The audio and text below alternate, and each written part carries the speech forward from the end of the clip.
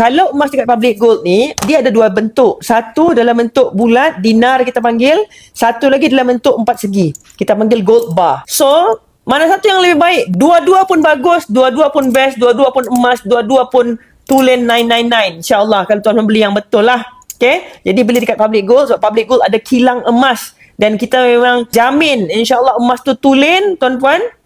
So far ni tak ada lagi isu tiba-tiba beli tiruan, tipu dan sebagainya. Jadi, kalau gold bar, dia ada pilihan apa? Dia ada 0.25 gram, 0.5 gram, 1 gram, 5 gram, 10 gram, 20 gram, 50 gram, 100 gram, 250 gram dan juga 1 kilo. Dia ada 10 pilihan. Untuk dinar pula, dia ada berapa pilihan? Dia ada suku dinar, dia ada 1 dinar, dia ada setengah dinar, dia ada 5 dinar, dia ada 10 dinar. Dia ada 5 keluarga. Kalau gold bar, dia ada 10 ahli keluarga. Jadi boleh pilih lah.